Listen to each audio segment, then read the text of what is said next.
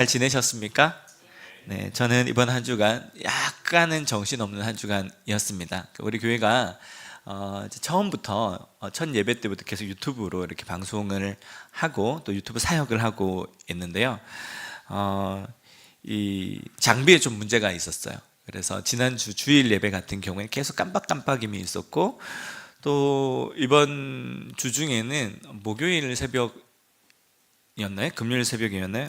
이 프로그램에 문제가 있어가지고 프로그램을 새로 싹 이제 지우고 했는데, 이제 라인에 아마 문제가 있었던 곳으로 여겨지는데 영상이 이제 입력이 안 돼가지고 새벽기도는 영상 없이 음성으로만 진행을 했었고, 급하게 이제 금요일 날 저녁에는 하긴 했는데 소리가 너무 작아서 아마 유튜브로 기도에 참석하신 분들은 좀 힘드셨을 거예요.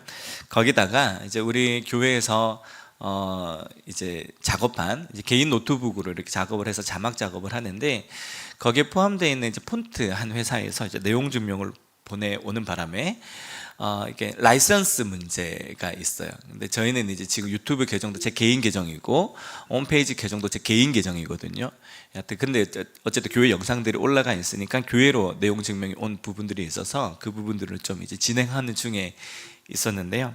그래서 지금 유튜브 영상들이 다 내려가 이전에 있던 이제 라이선스 문제들을 좀 확인하는 차원에서 영상들이 지금 다 내려가 있고, 뜬금없이 바닷가에서 휴가를 보내는 영상이 올라와 있는데, 원래 제 개인 계정이었거든요. 저희 이제 유튜브 계정 지금도 개인 계정으로 쓰고 있는데, 때가 되면 이제 교회 공식 계정으로 단체 계정으로 이렇게 이전할 겁니다. 그런데 지금은 제 개인 계정으로 있어서 이것이 개인 계정이다라는 것을 좀 증명하기 위해서 이전에 이제 올렸던 개인 영상을 좀 올려놓은 그런 상태입니다.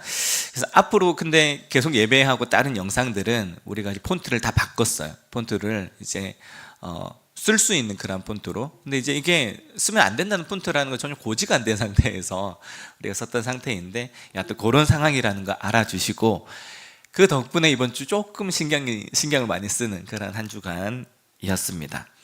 참고해 주시기 바라고요. 우리 옆에 분들 바라보시면서 함께 인사하시겠습니다. 당신은 오늘도 예수님을 참 많이 닮으셨네요 하고 인사하겠습니다.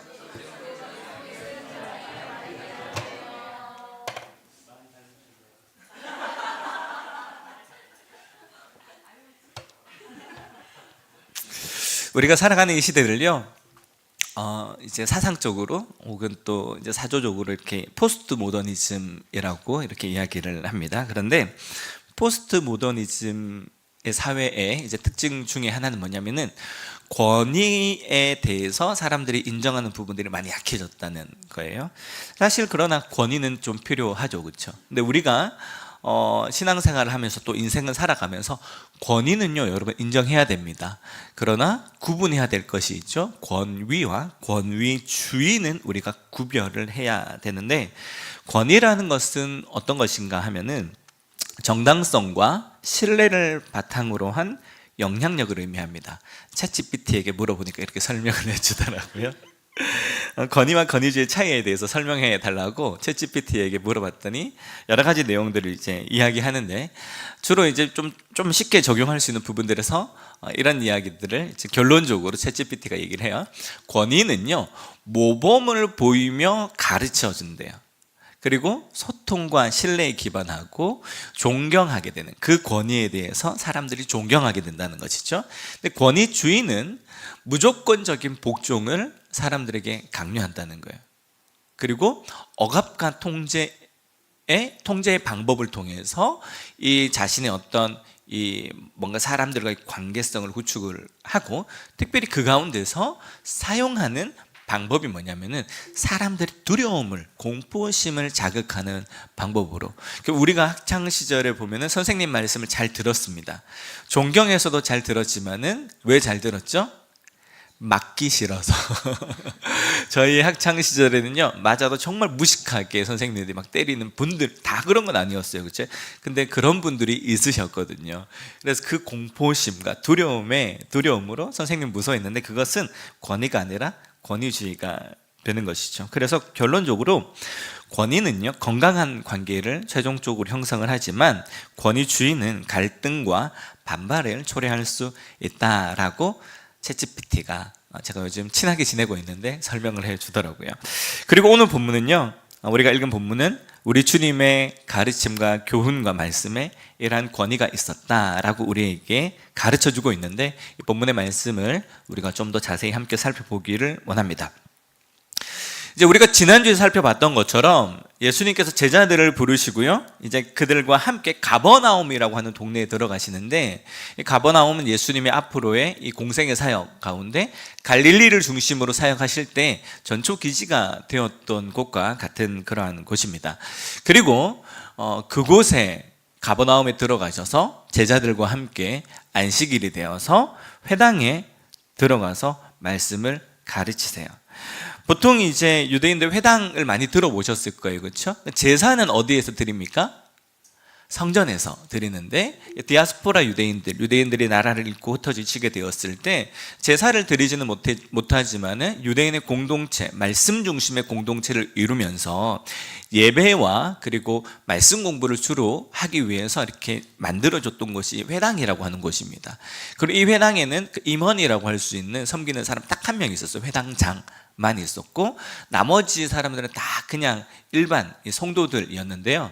안식일이 되어서 같이 예배를 드리게 되면은 누구나 나와서 제가 지금 하는 것처럼 말씀을 강론할 수 있었다고 합니다. 그런데 대부분의 경우에는 누가 사실은 말씀을 강론했냐면 서기관들, 율법의 전문가인 서기관들이 말씀을 강론하는 그런 경우들이 많았어요. 그럼에도 불구하고 어쨌든 누구나 말씀을 강론할 수 있었기 때문에 사실은 사람들에게 아직 알려지기 전이지만 예수님도 이 안식일의 회당에서 말씀을 강론하실 수가 있었던 것이죠. 그런데 예수님의 이 말씀의 가르침에 사람들의 반응이 어떠했는가?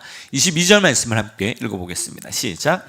무사람이 그의 교훈에 놀라니 이는 그가 가르치시는 것이 권위 있는 자와 같고 서기관들과 같지 아니함일로라. 사람들이요, 주님의 그 설교를 듣고 놀랐어요. 왜 놀랐는가? 예수님의 어떤 말씀이 권위 있는 자와 같았대요. 근데 중요한 것은 예수님께서 설교하시는 말씀을 가르치는 그 내용이 아주 특별했던 것이 아니라, 예수님의 이 가르침의 특별한 점은 뭐냐면은 서기관들과 달리 그분의 그 가르침이, 설교가 권위가 있었다라는 거예요.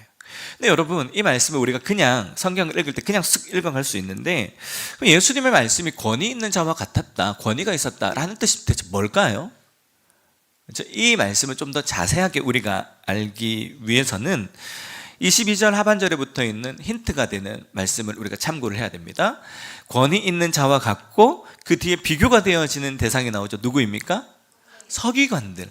그러면 예수님의 우리가 만약에 여기서 예수님 주님께서 설교하시는 그 말씀을 딱 들으면은 그 권위라고 하는 것이 딱 느껴질 거예요. 그렇죠? 똑같은 이야기를 하는데 어떤 사람에게 팍 느껴지는 그런 게 있잖아요. 아마 그런 게 느껴졌을 텐데, 그런데 문제는 우리가 그분의 설교를, 우리 주님의 설교 직접 들을 수가 없잖아요. 그러니까 지금은 우리가 말씀에 근거해서 그 권위 있는 가르침이라는 것이 어떤 것이었는지 찾아가야 되는데, 비교 대상이 서기관들과 달랐더라는 것이죠. 그러면 서기관들이 회당에서 말씀을 가르칠 때 서기관들의 가르침은 어땠나라는 것을 참고해 볼 수가 있는 것이죠. 예수님 당시에 서기관들은요, 율법, 특별히 이제 구약의 모세오경을 토라라고 이야기하는데요, 토라에 대한 최고의 권위자들이었어요. 토라를 해석하고 율법을 해석하는 최고의 권위자들로 그렇게 여겨졌습니다. 그런데 그들의 그 율법 해석의 그 권위는 어디에서 왔는가?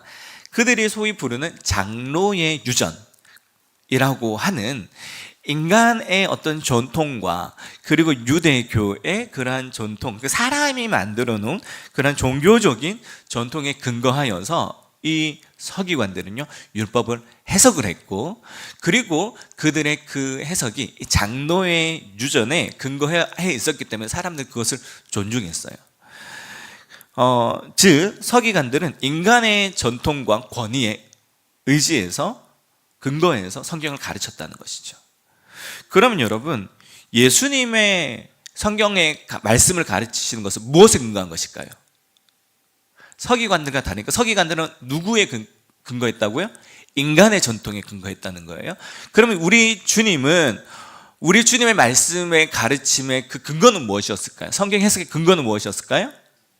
하나님 자신이었다는 것이죠. 그래서 오늘 본문에 사용되어진 권위, 권위 있는 자라고 할 때 사용된 이 권위라고 하는 단어는 70인역에서 특별히 구약성경의 하나님, 그리고 하나님의 역사 혹은 하나님의 이 대리자들의 초월적인 능력, 초자연적인 그러한 능력을 나타낼 때 사용한 단어였어요. 그러니까 하나님으로부터 온 영적인 권세를 나타낼 때 사용하는 단어라는 거예요. 인간의 권위와 인간의 권세와 비교가 되어지는 어떤 권위인지, 어떤 내용인지 아시겠죠? 그래서 예수님께서 설교를 하시는데 듣는 청중들이 들으니까 마치 하나님의 말씀을 직접 듣는 것처럼 이 영적인 감화가 있고 또 하나님의 그 능력이 드러나는 그러한 말씀이었더라는 것입니다. 사실 당연할 수밖에 없는 것이죠. 예수님은 하나님 본인이시잖아요. 그렇죠? 하나님이시기 때문에 그분의 가르침은 사실은 같은 내용이라도, 그러니까 서기관들과 예수님의 가르치는 그 내용이 달랐던 것이 아니라 그 권위가 달랐더라는 거예요. 그런가 하면은 마태복음 23장 3절에서 우리 주님은 바리새인과 서기관들의 가르침에 관해서 이렇게 말씀을 하십니다. 우리 함께 읽어보실까요? 시작. 그러므로 무엇이든지 그들이 말하는 바는 행하고 지키되 그들이 하는 행위는 본받지 말라. 그들은 말만 하고 행하지 아니하며, 즉 서기관들이, 바리새인들이 사람들 앞에 나서서 가르치는 그 성경의 내용에는 문제가 없는데 뭐가 문제였어요? 그들은 행함이 없는 공허한 가르침이었다는 것이죠. 그러나 예수님의 말씀은 그렇지 않았더라는 거예요. 예수님의 말씀은 주님께서 말씀하시면 그대로 이루어졌습니다. 할렐루야. 주님께서 말씀하시는 그 말씀대로, 하나님 그 말씀대로 예수님은 살아내셨습니다. 순종하셨습니다. 순종하심으로 예수님께서 우리를 위해 십자가에 못 박혀 죽으시고 부활하신 줄로 믿으시기를 축복합니다. 그런 면에 있어서 예수님의 말씀은 굉장히 권위가 있었더라는 것이죠. 즉 예수님의 그 말씀은 하나님께서 말씀하시면 그 말씀이 이루어진과 같이 그 어떤 감화함에 있어서도 이 능력, 신적인 권위가 있었고, 하나님께서 빛이 있으라 하심에 빛이 있었잖아요. 그와 같이 예수님께서 말씀하신 것들이 이루어지는 그러한 부분들을 통해서 예수님의 가르침의 권위를 확인할 수가 있습니다. 그런데 이 사람들의 느꼈던 그 권위 있는 자와 같은 예수님의 가르침이 정말 그러하다. 왜냐하면 그 순간에 어떤 감정적인 뭔가 착각일 수도 있잖아요, 사람들이. 근데 그들이 느꼈던 그 예수님의 권위 있는 가르침을 증명하는 사건이 곧장 이어지게 되거든요. 우리 25절과 26절 말씀 함께 읽어보겠습니다. 시작. 예수께서 꾸짖어 이르시되 잠잠하고 그 사람에게서 나오라 하시니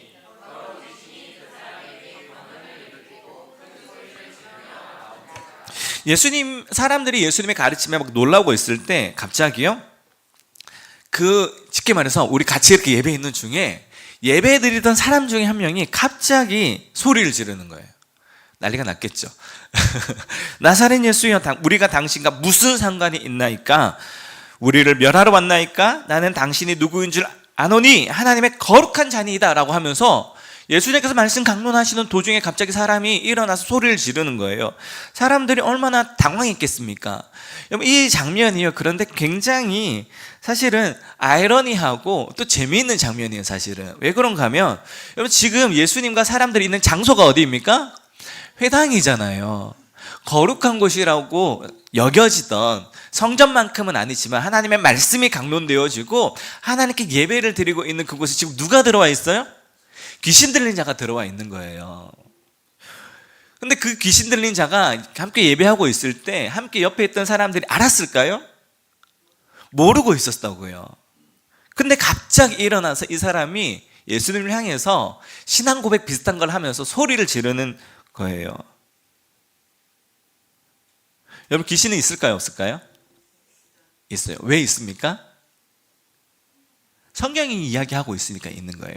그러나 다만 귀신이 우리가 생각하는 전설의 고향에 나오는 소복 입은 귀신은 아닙니다. 네. 혹은 이제 엑소시스트 같은 데 나오는 그런 존재도 사실은 아닙니다. 우리가 이제 성경에 나오는 귀신을 번역을 귀신으로 이렇게 하다 보니까 우리가 자꾸 이제 성경에 나오는 귀신도 그런 귀신으로 착각을 하는 경우도 있고, 한창 그런 거에 예민할 특별히 청소년들 같은 경우 자꾸 이제 그렇게 오해를 하는데, 귀신이라고 번역되어진 이 단어는 헬라어 원어를 사실은 보면 더 정확하게는 이 악한 영이에요. 악한 영. 귀신으로 그냥 이제 쉽게 우리가 귀신으로 이해하기 쉽게 귀신으로 번역을 했지만은 사실은 정확하게 하면 악한 영이라고 해야 합니다. 그리고 이 악한 영은 우리 가운데서 지금도 활동하고 있습니다. 할렐루야. 근데 어떻게 활동하는가? 영화에서처럼 그렇게 활동하지 않아요. 이 악한 영이 우리 가운데서 어떻게 활동하고 있는가에 대해서 자세히 알고 싶으신 분들은 아마 저기 책꽂이에 지금도 있을 텐데, C.S. 루이스의 스크류테이프의 편지를 여러분 보시면은 그 악한 영이 얼마나 교묘하게 우리 가운데 역사하고 있는지를 우리가 알 수가 있어요. 여러분, 악한 영은요, 우리 가운데 역사할 때 이 더러운 영은 드러내놓고 막 우리에게 공포심을 좀 그렇게 활동하지 않아요. 지금 이 예수님께서 이 귀신을 쫓아내는 장면에서도 예배를 드리는 그 회당에 아주 아닌 척하면 지금 들어와 있었잖아요. 그렇지 않습니까? 우리 주변에서 이 악한 영이 활동하는 건 그렇게 활동을 해요, 사실은. 그런데 오늘 본문에서는 이러한 악한 영의 활동이 있다, 이 악한 영이 있다는 것보다 더 중요한 가르침을 우리에게 주고 있는데요, 그것은 바로 사람들 가운데 교묘하게 활동하고 있는 이 더러운 영, 악한 영이 주님의 권위 있는 교훈 앞에서 그의 정체를 숨길 수 없었다는 점입니다. 할렐루야. 우리 마태복음 10장 25절과 26절 말씀 함께 읽어볼까요? 시작. 제자가 그 선생 같고 종이 상정 같으면 조카도다. 집 주인을 그런즉 그들을 두려워하지 말라. 감추인 것이 드러나지 않을 것이 없고 숨은 것이 알려지지 않을 것이 없느니라. 우리 주님의 말씀은 모든 감추어진 더러운 것, 악한 것들을 드러내십니다. 할렐루야. 그리고 그 악한 것들을 쫓아내십니다. 그래서 이 장면은 어떤 장면이냐면은 그 가운데 몰래 숨어있던 그 더러운 영이, 악한 영이 예수님의 그 권위 있는 가르침 앞에 자신의 정체를 이제는 더 이상 숨길 수 없게 된 거예요. 이해가 되시죠? 빛이 드러나면 어둠 가운데 감추어져 있던 것이, 모든 것이 드러나는 것과 같이 빛 대신 예수님의 그 권위 있는 가르침 앞에 그의 정체를 도무지 숨길 수가 없어서 지금 이렇게 소위 발작을 하고 있는 거예요. 그러면서 24절에서 이렇게 소리를 지르죠. 같이 함께 읽어보실까요? 24절 시작. 나사렛 예수여, 우리가 당신과 무슨 상관이 있나이까? 우리를 멸하러 왔나이까? 나는 당신이 누구인 줄 아노니 하나님의 거룩한 자니이다. 성경을 읽다 보면요, 예수님께서 귀신을 쫓아내시잖아요. 귀신이라 그러면 오해가 있으니까 악한 영을 쫓아내시잖아요. 그 악한 영이 떠나갈 때 늘 뭔가 그냥 안 나가고요, 한마디 하고 가거든요. 그렇죠? 근데 여러분, 이 악한 영들이 쫓겨날 때 하는 이야기들을 보면요, 글자만 딱 보면 뭐 하는 것 같아요? 신앙 고백하는 것 같아요. 예수님을 향해서 제자들도 하지 못하는 신앙 고백을 이 귀신들이 하면서 쫓겨나는 것처럼 보이거든요. 그런데 그 악한 영들의 그 말에 반응하시는 주님의 그 반응은요, 더 의아해요. 예수님께서 어떻게 하게 하세요? 잠잠하게 하세요. 그렇죠? 아니, 귀신들이 대신 전도해 주는 것 같잖아요. 사람들이 알지 못하는 예수님의 정체에 관해서 막 고백하면서 예수님이 어떤 분인지에 대해 막 증거하는 것 같잖아요. 그런데 예수님께서 그걸 막으신다고요. 왜 그럴까요? 이 악한 영들은 도대체 왜 그러는 것이며 그리고 우리 주님은 또 왜 그들로 하여금 잠잠하게 하시는 걸까요? 그러니까 이 악한 영들이 왜 예수님에게 신앙 고백하는 것처럼 이렇게 이야기하는지에 대해서는 사실 해석이 조금 몇 가지가 있는데, 그 중에 하나는 뭐냐면은 고대의 문헌에 따르면은요, 축사를 할 때, 축귀를 할 때 그 악한 영의 진명, 그러니까 이름을 불러서 귀신을 쫓아내는 그러한 이 내용들이 있어요. 그런 관습이 있었다고 해요. 그래서 한자로 사자성어는 아니죠. 지피지기 백전불태라는 말이 있잖아요. 그러니까 나를 알고 적을 알아야지 우리가 정확하게 이길 수 있는 것과 같이 영적인 존재의 실체를 알면, 그래서 그 이름을 알면은 그런 영적인 싸움 가운데에서 굉장히 유리한 고지를 점하고 이 싸움을 진행한다는 그러한 내용들이에요. 고대 문헌에서 그러한 내용들을 이제 이야기하는데, 그것을 참고한다고 하면은 지금 이 귀신들이, 이 악한 영들이 예수님에 대해서 나사렛 예수라고 이야기하고 하나님의 아들이라 그러고 그 정체를 소위 까발리고 있죠.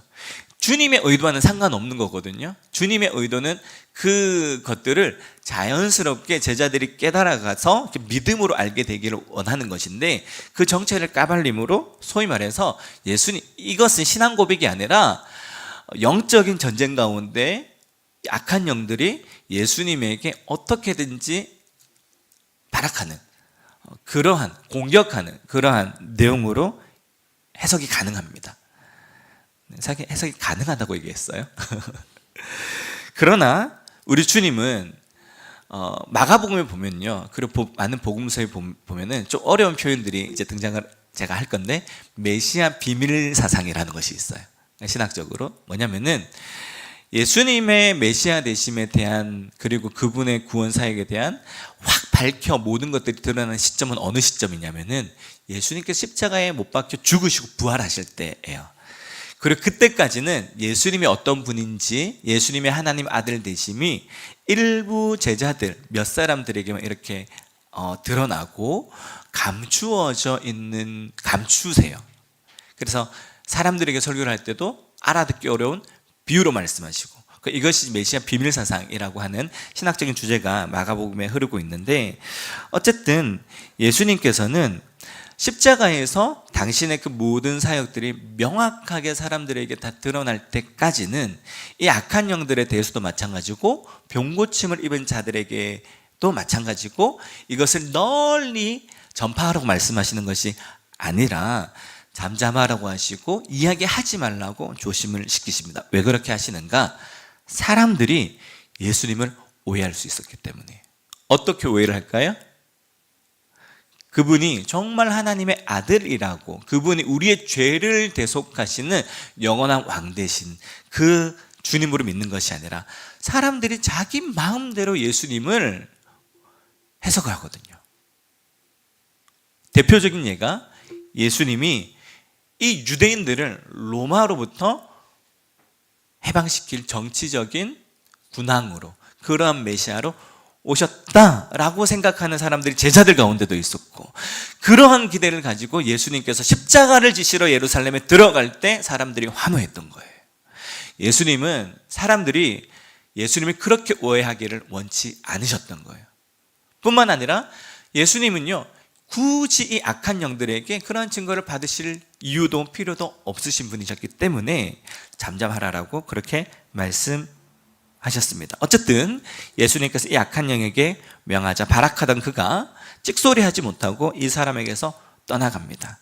예수님은 그 가르침에 있어서 신적 권위가 있으셨을 뿐만 아니라 우리 주님께서 말씀하시면 그대로 이루시는 능력의 주님이신 줄 여러분 믿으시기를 주님의 이름으로 축복합니다.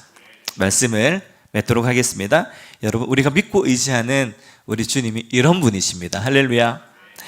믿음의 사람들의 영적 권위는요, 우리의 영적 권위는 다른 곳에서 오는 것이 아니라 하나님의 말씀, 특별히 우리 주님의 말씀에서 옵니다. 우리의 영적 권세는 예수 이름의 권세와 능력과 그분의 말씀 가운데 있습니다. 그러므로 여러분, 이번 한 주간도 주님의 말씀의 반석 위에 굳건하게 세워지시는 저와 여러분들 되기를 주님의 이름으로 축복합니다.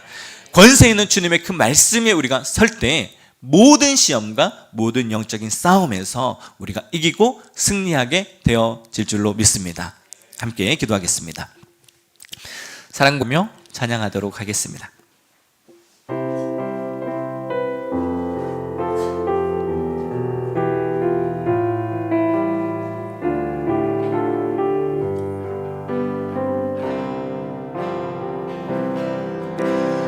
능력의 이름 예수, 권능의 이름 예수, 모든 강력을 다하는 예수, 생명 되신 예수, 치유의 이름,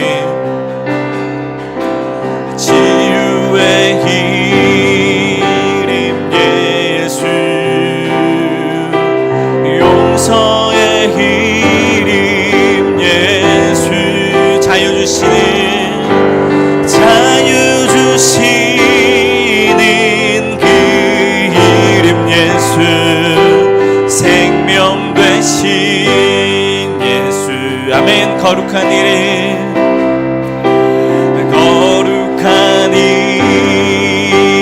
예수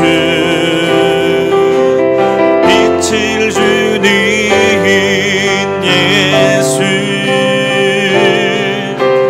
모든 이름 위에 뛰어난 예수 생명 되신 예수 아멘. 우리 시간 함께 말씀 기억하면서 같이 기도